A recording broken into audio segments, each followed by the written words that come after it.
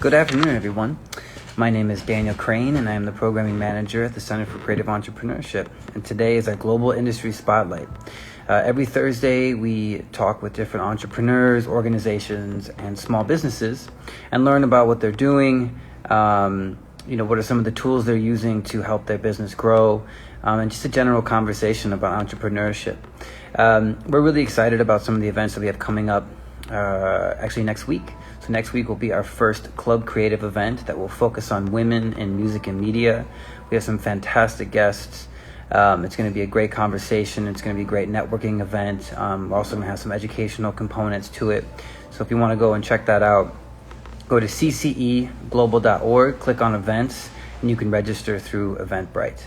And then at the end of the summer, we have some other exciting news. We're going to be doing a virtual conference called Reframe that we're going to be announcing the lineup probably next week.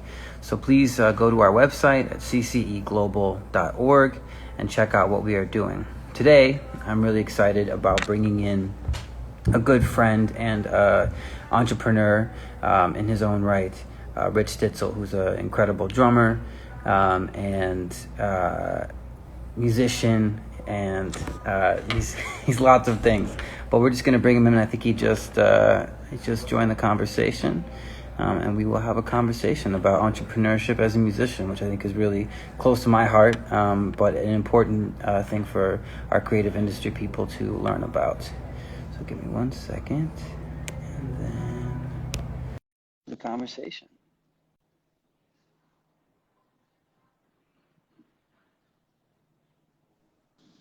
All right. What's up? Okay.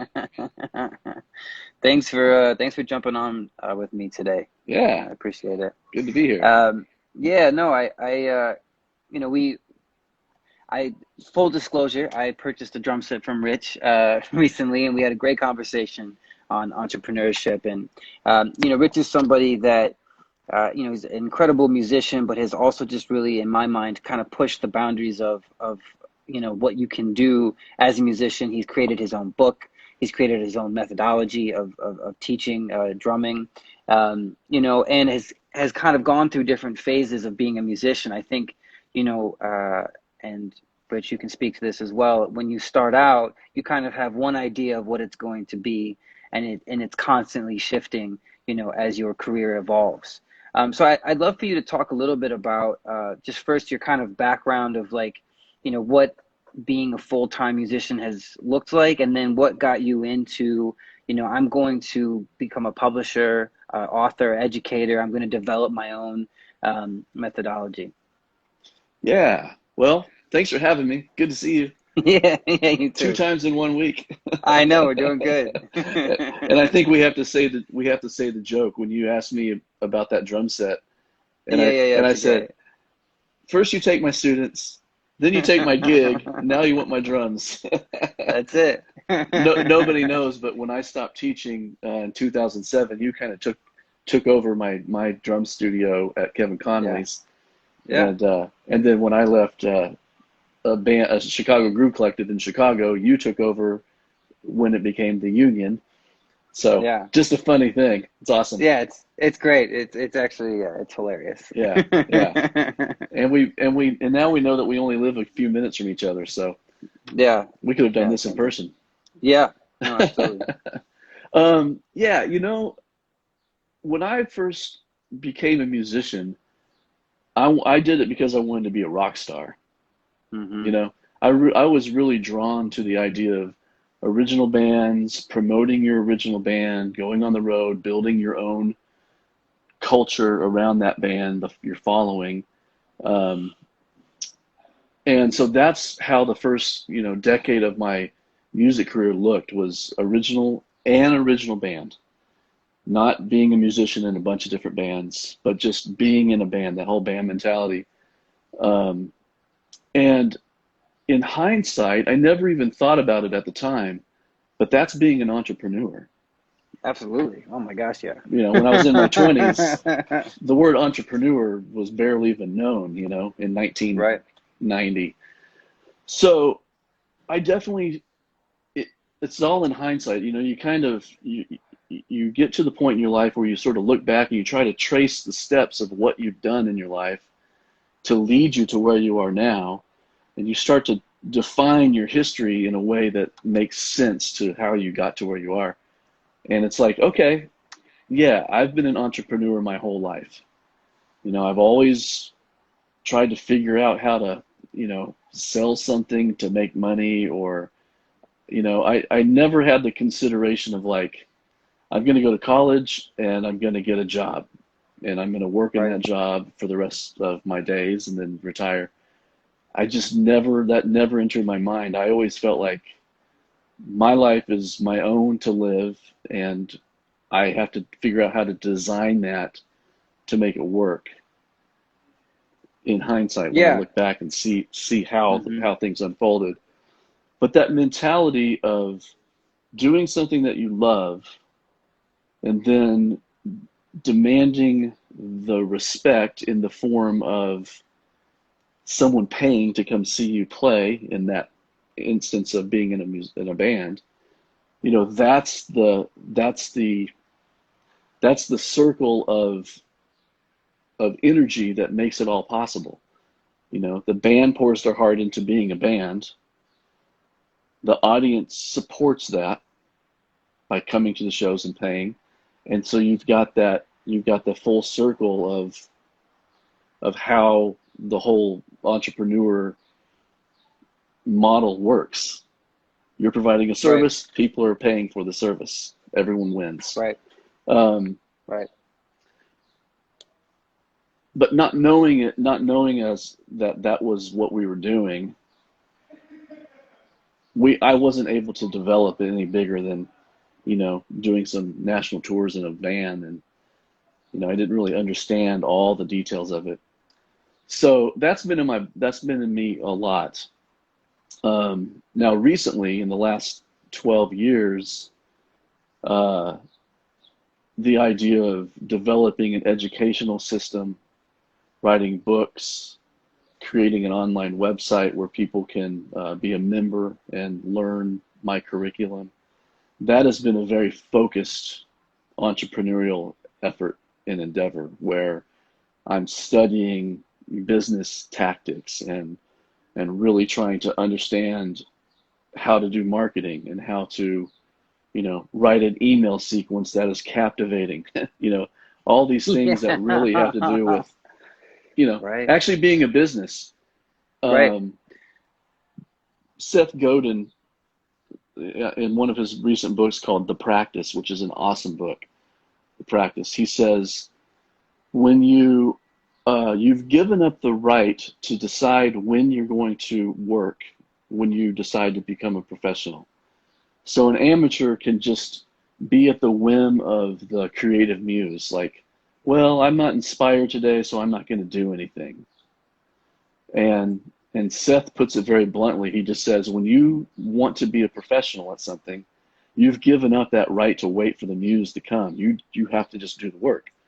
Right. So there are exciting times and inspirational times, and there are times where it's like, I don't even know why I'm doing this anymore. You don't see the Yeah. traction, you don't see the big picture's not moving like you want it to, and you're ready to give up. That's the time where the growth really happens, because you have to get in and dig in without the muse. And that to me is Yeah. what, And so yeah, when you,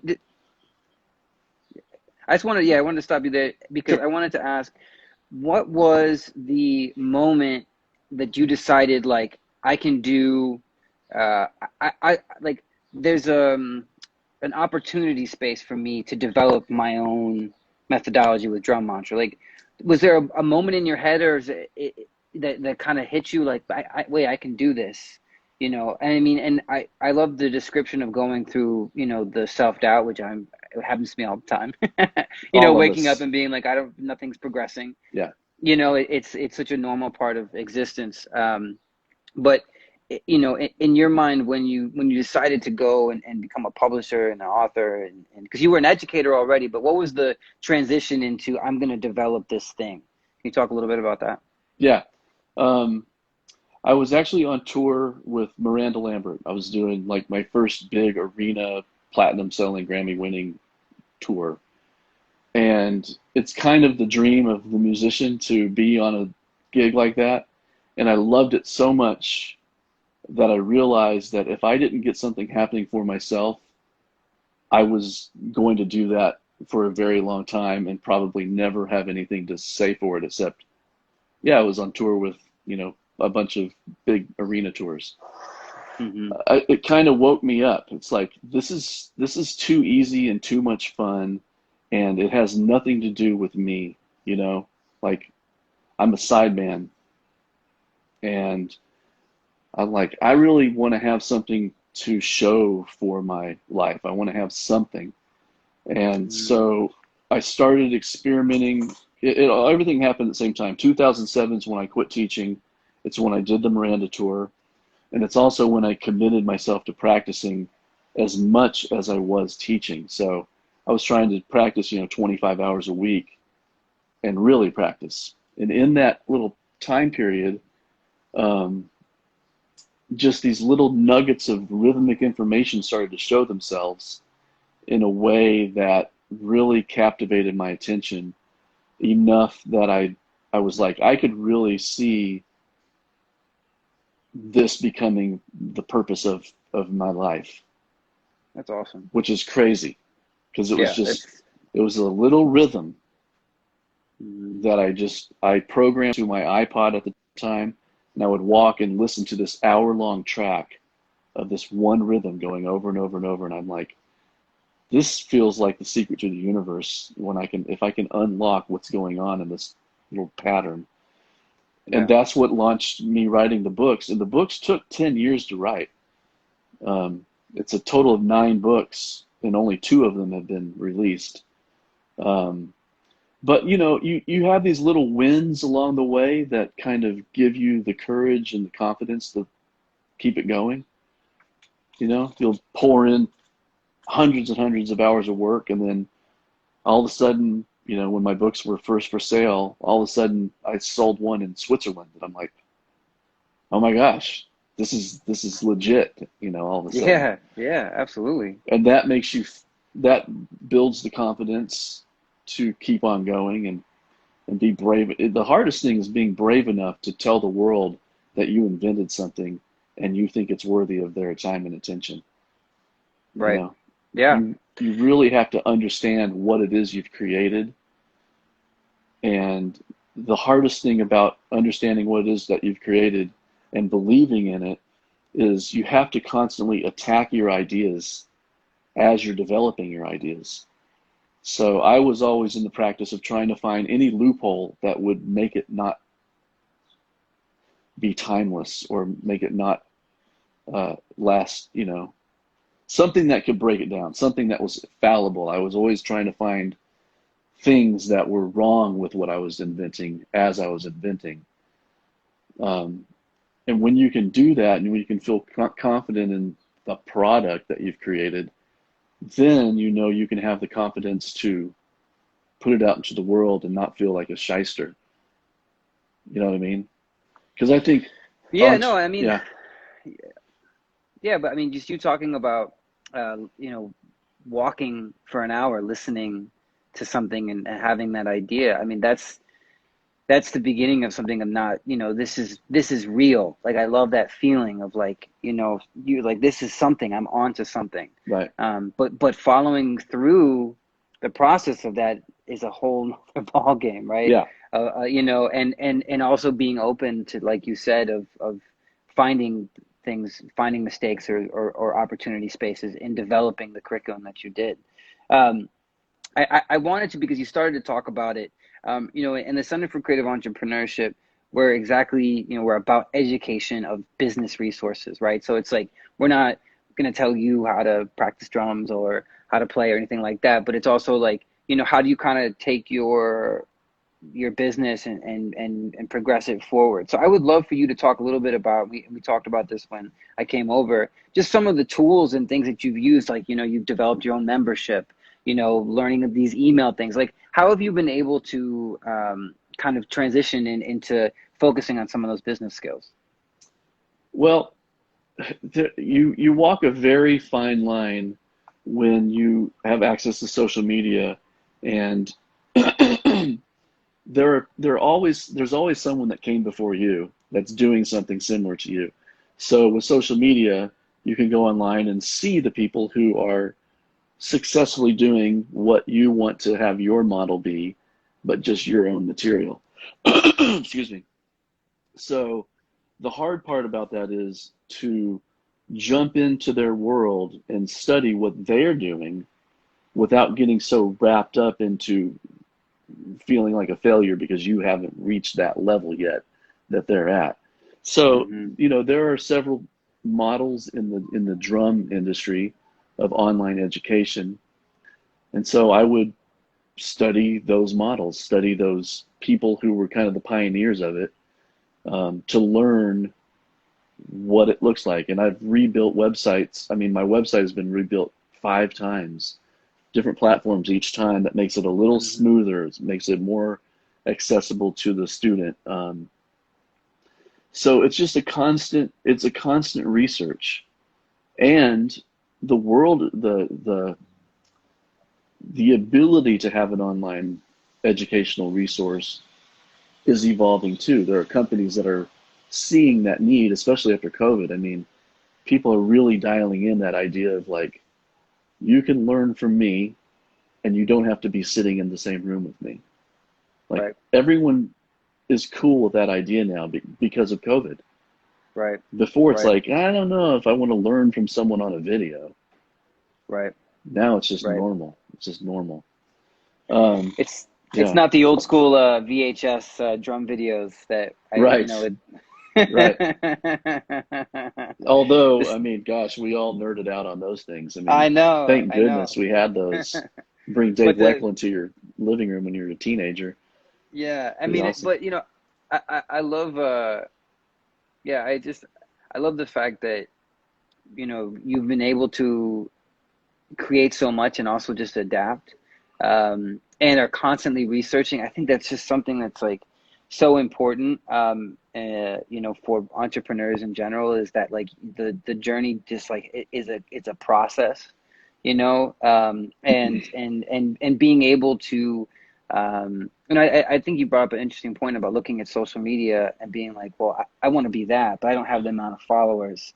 I remember talking to a friend of mine, and he was like, I don't need to be at the top.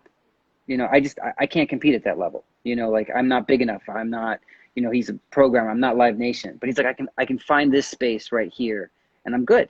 This is, and so I think for a lot of people, it's like, finding your space, Right. and enough followers that not only, provide, income for your life, but also meaning for what you're creating. Yeah. And it seems like you've really been able to develop that, and I admire that, as a drummer, and as someone who understands the fact that, as soon as we start a band, we're an entrepreneur. No one told us that, Right. but we're making flyers. We're, building all these resources to sell our, service. We're, I mean, it's a lot, and those skills, a lot of people talk about, are very transferable into business. You just have to kind of organize it. Yeah. I mean, it's so important for anybody who wants to be an entrepreneur because it's such a glamorous word right now. Oh my And gosh, yeah. everyone's like, oh man, I don't want to have a job. I want to be an entrepreneur. Well, it takes, 10,000 hours to become a great musician. Yeah. It takes 10,000 hours of real true work to become a Right. successful entrepreneur. It's not like, Right. oh, I figured out a way to make $1 million by working for myself. I mean, Right. it takes work. It's Right. constant. It's constant. And what I've discovered, and I think this is really important, is the thing that makes an entrepreneur special is their individuality. Hmm. And the beauty of that is every single human is an individual. We are all our own people with our own experiences and our own take on things. So when you can develop a product that is what I call micro niche, where you're like diving into the smallest detail of what you are most passionate about, then you're providing a service to people that they can't get anywhere else. So the more micro niche you can go, the more authentic you are. And what I think people are attracted to is authenticity. Yeah, absolutely. And that translates through video as well, you Yeah. know. I like that word, micro niche. Micro I might niche. Yeah, I might pocket that one. sure. See how it works in a meeting. But yeah, you know, it's a beautiful thing, like you said, in the fact that it can be very freeing, right? Like it's like you get to share your individuality that's transferred in some sort of talent or some sort of service, um, and you know, and you know, live a fulfilling life and see people react to that, right?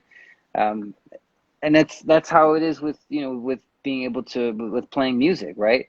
No two drummers sound the same. Right, Everyone's kind of got their thing, and their thing is what people want, you know. right. No one wants you to sound like somebody else, because you never will, you know, no matter Exactly. how close you transcribe it. You know. Yeah, um right. but well, Rich, I really appreciate you taking the time to talk to us today. This is Rich Stitzel, incredible drummer, musician, author, educator. Please check him out at Rich Stitzel Music. I'll make sure to have his links uploaded on our socials and on our website.